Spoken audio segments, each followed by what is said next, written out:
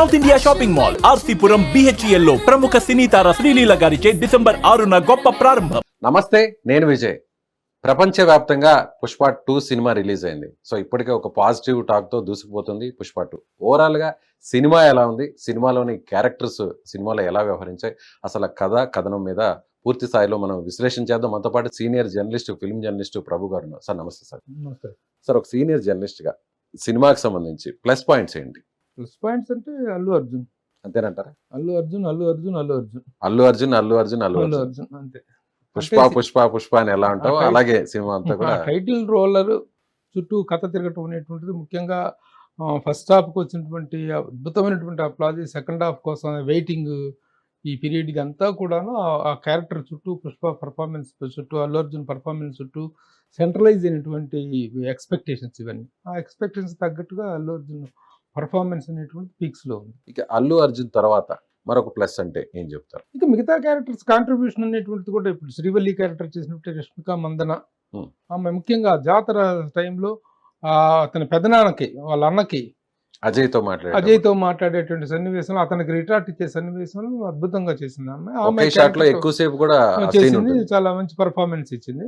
మిగతా క్యారెక్టర్స్ అన్ని కూడా అప్ టు ద మార్క్. ఎవరెవరికి ఏ పాత్ర ఇచ్చారో ఆ పాత్రకు తగినటువంటి పర్ఫార్మెన్స్ ఇవ్వటం జరిగింది. అయితే కొన్ని పాత్రలు వీటిలో డ్రాప్ అయిపోయినాయి. అల్లు అర్జున్ క్యారెక్టర్ మీద, పుష్ప క్యారెక్టర్ మీద ఉండటం అనేటువంటిది. సో మిగతా characters up to the mark.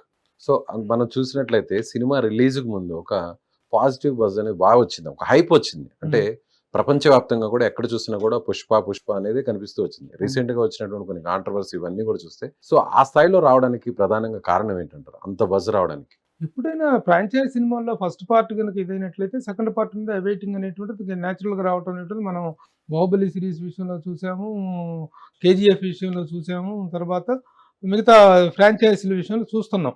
Second పార్ట్కి అద్భుతమైనటువంటి ఇది రావటం అనేటువంటిది. అలాగే ఎక్స్పెక్టేషన్స్ అనేటువంటి విపరీతమైనటువంటి ఎక్స్పెక్టేషన్స్.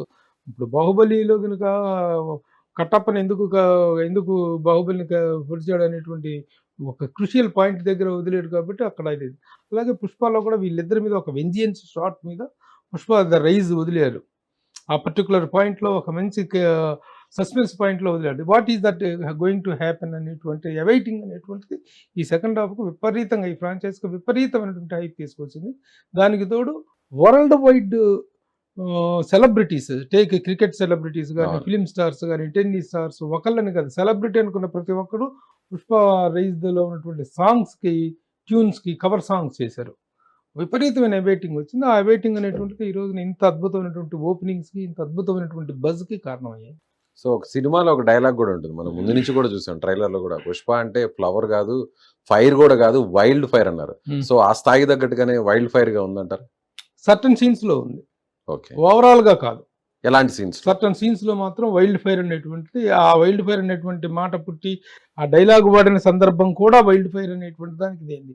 ఓవరాల్ గా వైల్డ్ ఫైర్ అవునా కాదనేటువంటిది కాదు, కానీ మొత్తం మీద చూస్తే మాత్రం ఆ సర్టన్ సీన్స్ లో ముఖ్యంగా ఆ జాతర సీన్ ఒకటి కానీ, ఈ తర్వాత ఈ వైల్డ్ ఫైర్ అనేటువంటి డైలాగ్ చెప్తాడే, తను వాళ్ళు పట్టుకున్నాను, ఒక్క చెక్కైనా పట్టుకున్నాను, నేను ఒక గంధపు చెక్కైనా పట్టుకుంటే నేను చేస్తాను, వెళ్ళిపోతానని అంటాడు కదా. ఆ సీన్ లో వాడు చేస్తే అది చెక్క కాదని చెప్పి దాన్ని తగలబెట్టేసి బ్లాస్ట్ వైల్డ్ ఫైర్ అంటాడు. ఆ సీను, ఇలాంటి సీన్స్ లో జస్టిఫైడ్ గా అనిపించింది. సో అదే విధంగా మనకి పార్ట్ 1 లో చూస్తే, సో మనం అక్కడ చూస్తే అక్కడ షెకావత్ పాత్రకి పుష్పకి మధ్య అక్కడ క్లోజ్ అవుతుంది. సో నెక్స్ట్ ఎలా ఉండబోతుంది అనే టెన్షన్ అందరిలో ఉంది. సో నిజంగా ఫహద్ ఫాజిల్ గారు ఆ పాత్రలో ఒదిగిపోయారు అనుకోవచ్చా? ఫహద్ ఫాజిల్ అనేది ఒక క్లాస్ క్యారెక్టర్ యాక్టర్, విలన్ చేసి, కామెడియన్ చేయని, లేకపోతే క్యారెక్టర్ యాక్టర్ గా చేసినా సరే ఆ క్యారెక్టర్ విపరీతమైన హైప్ ఇచ్చేది ఫస్ట్ హాఫ్ లో. ఇక సెకండ్ హాఫ్ మొత్తం వీళ్ళిద్దరి వార్ అనేటువంటిదే ఉంటుంది అనేటువంటి దీంట్లో తీసుకొచ్చారు. అదే జరిగింది సెకండ్ హాఫ్ లో. అఫ్ కోర్స్ తనకు ఇచ్చిన పాత్ర వరకు తను న్యాయం చేయగలిగాడు. సో పార్ట్ 3 అనేది కూడా మనం చూసాం, ది ర్యాంపేజ్ పుష్ప 3 అనేది కూడా ఎవరు కూడా ఎక్స్పెక్ట్ చేయలేదు. సో మనకి జరిగినటువంటి ఆ ప్రీ రిలీజ్ ఈవెంట్ లో కూడా అందరూ ఫ్యాన్స్ అందరూ కూడా పుష్ప 3 అంటే కూడా సుకుమార్ దానికి ఒక కంక్లూజన్ ఎక్కడ ఇవ్వలేదు, సస్పెన్స్ పెట్టేశారు. సో మళ్ళీ పార్ట్ 3 ఉండబోతుందని నిన్న క్లారిటీ ఇచ్చేసారు. సో అది ఎలా ఉండే అవకాశం ఉందంటారు? అదే స్థాయిలో ఇప్పుడు 2 తగ్గట్టే 3 కూడా ఉండే అవకాశం ఉందంటారు? ఉంటుంది అనుకుంటే వాళ్ళ కథ మీద వర్కౌట్ చేయటం, ఇక్కడ నుంచి ఆ కుటుంబం ఒక మంచి ఇదిలో ఉన్న సందర్భంలో దాన్ని క్లోజ్ చేసేయటం, ఒక బాంబ్ బ్లాస్ట్ అవటంతో వదిలిపెట్టేశారు. దాని తర్వాత ఆ బాంబ్ బ్లాస్ట్ తర్వాత ఏం జరిగింది? ఎవరెవరు బతికారు? అంత పెద్ద ఫంక్షన్‌లో బాంబ్ పెట్టినప్పుడు ఎవరు బతికారు? ఆ బతికిన క్యారెక్టర్స్ ఏంటి? చనిపోయిన క్యారెక్టర్స్, ఆ చనిపోయిన క్యారెక్టర్ల నుంచి మీద రెవెన్జ్ ఎలా తీసుకున్నాడో, పుష్ప బతికాడా? ఎవరు బతికారు? ఎవరు పోయారు? అనేటువంటిది సస్పెన్స్. ముఖ్యంగా కమర్షియల్ సినిమా ఇది మనం ఒప్పుకోవాల్సిందే. ఎందుకంటే ఆ స్థాయికి తగ్గట్టు మనం అందులో చూసినట్లయితే జాతీయ స్థాయిలో రిలీజ్ చేశారు దీన్ని. మనం ఎక్కడ చూసినా కూడా అన్ని భాషల్లో కూడా 6-7 భాషలు అంతర్జాతీయ స్థాయిలో, అంతర్జాతీయ అంటే ఇంటర్నేషనల్ స్థాయిలో అన్ని వరల్డ్ వైడ్ రిలీజ్ అన్నమాట. 1200 థియేటర్లో చేశారు. అంటే ఆ పరంగా చూస్తే మనకి తెలుగు సినిమా స్టాండర్డ్స్ పెరిగాయి అనుకోవచ్చా? తెలుగు సినిమా స్టాండర్డ్స్ పెరగటం వేరు, బిజినెస్ పెరగటం వేరు. Standards are different from business. Business volume అనేటిది, బిజినెస్ పొటెన్షియాలిటీ అనేటువంటిది పెరగటం అనేటువంటిది మనందరం కూడా వెల్కమ్ చేయాల్సినటువంటి విషయం. స్టాండర్డ్ అనేటువంటిది డిఫరెంట్ కాన్సెప్ట్. ఈ సినిమా తెలుగు సినిమా తాలూకు కమర్షియల్ పొటెన్షియాలిటీకి ఒక ఛాలెంజ్గా నిలబడిన విషయంలో ఎలాంటి డౌట్ లేదు. ఎస్, ఇంత వాల్యూమ్ చేస్తుందా ఒక తెలుగు సినిమా, ఇంత బిజినెస్ చేస్తుందా, ఇంత బజ్ క్రియేట్ చేస్తుందా, ఇంతగా అవైటింగ్లో పెడుతుందా. మన ఈ మధ్య ఒక చిన్న ఇది జరిగింది. ప్రస్తుతం ఇండియా వైజ్గా రిలీజ్కి రెడీగా ఉన్నటువంటి సినిమాల్లో ఏ సినిమా మంచి అవైటెడ్గా ఉంది అంటే పుష్ప 2కి 68.4% వచ్చింది. మిగతా అన్నిటి కూడా 2-3%, 5%, 4% ఇలా వస్తే ఈ పుష్పకు ఒక్కదానికి 68% రావటం అనేటువంటిది ఈ సినిమా పట్ల ఎంత అవైటింగ్గా ఉన్నారనేటువంటిది అర్థం అవుతుంది.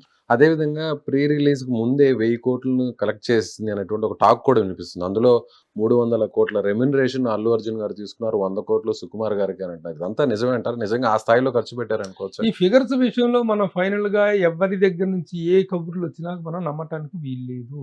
We have to take the right statement from the producers. నిర్మాతల దగ్గర నుంచి వస్తేనే మనం నమ్మాలి తప్ప మీడియా, సోషల్ మీడియా అనేటువంటిది కానీ, లేకపోతే ఏ మీడియాని ఎవరు ఇష్టమైనట్టు వాళ్ళు రాసుకుంటున్నారు. 300 కోట్లు అల్లు అర్జున్కి ఇచ్చారని చెప్పేసి రెమ్యునరేషన్ అని పెట్టుకున్నారు. 500 బడ్జెట్ ఏమో 500 కోట్లు అని రాశారు. 500 కోట్లు 300 కోట్లు తను అక్కడికే ఇచ్చేస్తే డైరెక్టర్కి 100 కోట్లు వెళ్ళిపోతే అంటే 100 కోట్ల సినిమా తీసారా?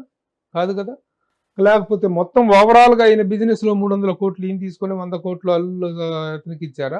ఇవన్నీ ఫోర్బ్స్ లాంటి పత్రికలో అలాంటి ఒక పిచ్చి కథనాలు రావటం అనేటువంటిది చాలా ఆశ్చర్యంగా ఉంది. మిగతా వాళ్ళ రెమ్యునరేషన్స్ కూడా రాస్తూ వాళ్ళు తమిళ విజయ్ 250 నుండి 300 కోట్లు అంటాడు. ఇంకోటి వచ్చేసి 150 నుంచి 200 కోట్లు అంటాడు. 150 నుండి 200 కోట్లు అంటే రెమ్యునరేషన్ అది ఒక ఫిక్స్డ్ ఇదిగా ఉంటుంది కదా, ఇచ్చారు అని చెప్తున్నప్పుడు. కాబట్టి ఈ ఫిగర్స్ని అసలు మనం ఇప్పుడు ప్రజెంట్ నమ్మటానికి వీల్లేదు. ఎవరు ఏ ఫిగర్లు చెప్పినా సరే నిర్మాతల దగ్గర నుంచి రావాలి. నిర్మాతలు రకరకాల కారణాల వల్ల చెప్పరు. ఇది మొత్తానికి ఒక high budget film, highly expected returns వస్తాయనేటువంటి ఎక్స్పెక్టేషన్ ఉన్న ఫిల్ము. అంతవరకే మనం ఫిగర్స్ అన్నీ కూడా బ్లఫ్ ఫిగర్సే. అలాగే దేవిశ్రీ ప్రసాద్ మ్యూజిక్ ఎలా ఉంది? సాంగ్స్ ఎలా ఉన్నాయి? దేవిశ్రీ ప్రసాద్ మ్యూజిక్ అనేటువంటిది పుష్ప ద రైజ్కి ఎంత ఎంత ఎంత ఎంత ఎంత ప్లస్ అయిందో ఈ సినిమా విషయంలో అంత ప్లస్ కాలేదు. దేవిశ్రీ ప్రసాద్ మ్యూజిక్ కానీ, చంద్రబోస్ లిరిక్స్ కానీ. ఎందుకంటే పుష్ప ద రైజ్లో సాంగ్స్ అనేటువంటివి it was a musical hit. ఆ ఫిలిం ఏ పాటైనా కూడా, ఏ పాట ఏ లాంగ్వేజ్ లో కూడా పాటకి ప్రపంచంలో ఉన్న సెలబ్రిటీస్ మొత్తం డాన్స్ చేశారు, కవర్ సాంగ్స్ చేశారు. కానీ ఈ సినిమాలో ఆ కవర్ సాంగ్స్ చేసేసి మ్యూజిక్ కి, ట్యూన్స్ కి డాన్స్ వేసే స్థాయి మ్యూజిక్ అయితే ఈ సినిమాలో అంటే సిగ్నేచర్ స్టెప్లు ఎక్కడ కూడా కనిపించలేదు. సిగ్నేచర్ ఫస్ట్ పార్ట్ తో పోలిస్తే, ఫస్ట్ పార్ట్ లో పోలిస్తే ఊ అంటావా మామ ఊ అంటావా అన్న పాటకి ప్రపంచం అంతా ఊ అన్నది. అట్లాగే మిగతా అన్ని సాంగ్స్ చెప్పు వదిలేసి శ్రీవల్లి సాంగ్, ఆ సాంగ్ కానీ, మామ మామ సాంగ్ కానీ, ఇవన్నీ సాంగ్స్ ప్రతి సాంగ్ ఒక మ్యూజికల్ బొనాన్జా ఫస్ట్ పార్ట్ లో. ఇదైతే సెకండ్ హాఫ్ లో లేదు. అలాగే బీజిఎం మీద కూడా ఒక కాంట్రవర్సీ నచ్చింది. ఎందుకంటే దేవిశ్రీ ప్రసాద్ ని పక్కన పెట్టేసి ఎవరు కొత్త వ్యక్తి చేత చేయించారని, తమంతో కొంతమందితో చేయించారని తను షోస్ కు వెళ్ళటం వల్ల దీని మీద కాన్సన్ట్రేట్ చేయలేదనేటువంటి ఒక దీంతో మ్యూజిక్ డైరెక్టర్ కూడా లాస్ట్ లో మార్చారు. మ్యూజిక్ డైరెక్షన్ మార్చడం అనేటువంటిది ఏంటంటే సినిమా రీ రికార్డింగ్ సమయానికి వచ్చేటప్పటికి మెయిన్ పెద్ద సినిమాకి పెద్ద పెద్ద మ్యూజిక్ డైరెక్టర్లు కూడా కొంచెం బిట్ వర్క్స్ అందరికీ పంచుతారు.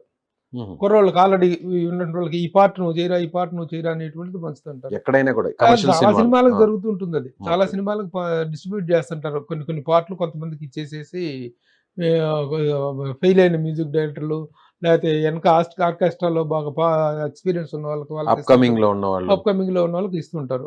అయితే ఈ సినిమా విషయంలో దేవిశ్రీ ప్రసాద్ ప్లేస్ లో తమన్నా తీసుకొచ్చి పెట్టాం అనేటువంటిది ఒక వివాదం నడిచినటువంటి మాట వాస్తవం.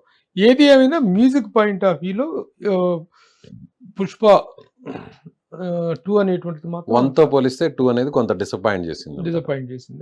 కొంత కాదు, బాగా డిసప్పాయింట్ బాగా చేసింది. డిసప్పాయింట్. ఇక డైలాగ్స్ సార్. అంటే పుష్ప 1 లో కూడా చాలా డైలాగ్స్ ఉంటారు. మనం ఎక్కడ కూడా అనేక లాంగ్వేజెస్ లో కూడా ఆ డైలాగ్స్ అన్ని కూడా సూపర్ హిట్ అయ్యాయి. ఉమ్. సో పార్ట్ 2 లో ఆ పరిస్థితి కనిపించింది. పార్ట్ 2లో వచ్చినటువంటి మెయిన్ ప్రాబ్లం ఏంటంటే, ఆ ఫస్ట్‌లో మేనరిజం అనేటువంటిది గోడెలా పెట్టుకొని అవును. మాట్లాడటం అనేటువంటిది హిట్ అయింది. ఈ సెకండ్ పార్ట్‌కి వచ్చేటప్పటికి ప్రతి సీన్‌లో, ప్రతి డైలాగ్‌లో కూడాను 90% డైలాగ్స్‌లో నోట్లో పాన్ పరాకు వేసుకొని, ఆ పాన్ పరాకు ఓమ ఓమ ఓమ అని మాట్లాడుతా ఉంటే డైలాగ్ అనేటువంటిది అర్థం కాలేదు. చాలా బాగా స్పష్టంగా వినిపించలేదు డైలాగ్ స్పష్టంగా ప్రేక్షకుడికి. వినిపించలేదు. మరి అది ఎందుకు చెక్ చేసుకోలేకపోయారో ఏంటో అర్థం కాలేదు అసలు. చాలా చోట్ల ఆ డైలాగ్ డిస్టర్బెన్స్ అనేటువంటిది విపరీతంగా ఉంది. అది దాన్ని మరి అటు అల్లు అర్జున్ గానైనా సరి చేసుకోలేదేమో, ఈయనైనా డైరెక్టర్ సుకుమార్ అయినా కవర్ చేసుకోలేదేమో, గమనించలేదేమో అని. అంటే వాంటెడ్లీ కనీసం డైలాగ్ పార్ట్ చెప్తున్నప్పుడైనా సైలెన్స్ పార్ట్ లో ఇలా పెట్టుకున్నాడు అనుకుంటే అట్లా డైలాగ్ చెప్పేటప్పుడు ఆ డైలాగ్ క్లారిటీ అనేటువంటిది కావాలి. ఒక సన్నివేశంలో ఆ క్యారెక్టర్ తాలూకు యాటిట్యూడ్ చూపించడం కోసం అలాంటివి 2-3 సీన్స్ లో పెట్టుకుంటే పర్వాలేదు, కానీ త్రూ అవుట్ ఇదే డైలాగ్ అనేటువంటిది అర్థం కాలేదు. దానికి సౌండ్ సిస్టమ్ కూడాను సహకరించలేదేమో, థియేటర్ల సౌండ్ సిస్టమ్ కూడా డైలాగ్ అనేటువంటిది చాలా వరకు కిల్ అయిందని చెప్పచ్చు.